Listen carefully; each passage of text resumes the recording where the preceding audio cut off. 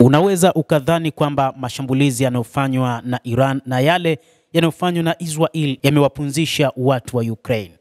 Lakini Ukraine bado inapigika. Urusi inazidisha mashambulizi, na taarifa iliyotolewa na shirika la habari la TASS la serikali ya Urusi ni kwamba wapiganaji wake katika mapigano waliwaangamiza hadi wanajeshi 580 wa Ukraine katika siku iliyopita. Na hii ni taarifa ambayo ilielezwa na Alexander Savchuk, msemaji wa kundi katika vita. Adui walipoteza hadi wanajeshi wao 580, magari 3 ya kivita, magari 7 mengine na vipande vitatu vya mizinga, alisema. Kulingana na msemaji huyo, makombora yaliyotolewa kwa vikundi vya brigedia nzito zenye mitambo, brigedi 3 zenye mitambo, brigedi ya mashambulizi ya anga na kikosi cha Jega na kikosi cha walinzi wa kitaifa cha Ukraine vyote vilipotezwa.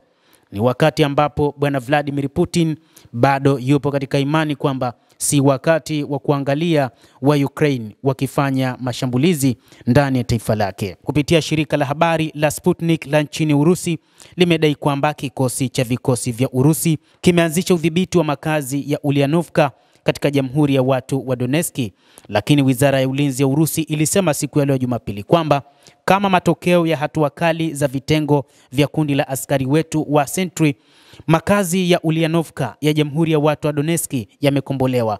Wizara ilisema katika taarifa yake, makombora mazito ambayo yalifika kwa usahihi katika kiwanda cha kusafisha mafuta cha Kremenchuk eneo la Poltava kwa kutumia silaha za hali ya juu za anga na baharini na ndege zisizokuwa na rubani yaliweza kufanyika kwa usahihi na hadi kuhakikisha wanajeshi hao wa Ukraine wanaondoka. Usambazaji wa mafuta kwa vikosi vya Ukraine huko Donbas ulitatizika na malengo makuu yamefikiwa. Vituo vya amri ya ndege zisizokuwa na rubani vya Ukraine vimeharibiwa, lakini pia ngome za kijeshi za muda za vitengo vya Ukraine na mamluki wa kigeni. Utawala wa ulinzi wa anga uliweza kufanya kazi yake na kuhakikisha unaharibu kila kitu. Kwa ufupi ni kwamba huko nchini Ukraine hali iko pale pale. Ni Urusi ya Bwana Vladimir Putin inayoendeleza mashambulizi kuhakikisha operesheni yake maalum inafanikiwa.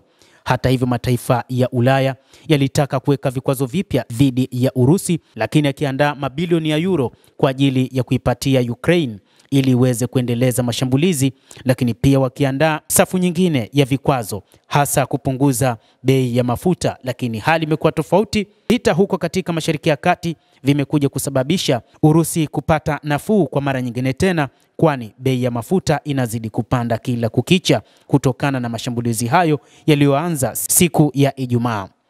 Mtazamaji, endelea kutufuatilia. Sisi kazi yetu ni kukujuza kile ambacho kinajiri katika ulimwengu kupitia hapa The World News. Mimi ni Adam Hussein. Endelea kuwa nasi wakati wote. Endelea kutufuatilia uweze kuelewa.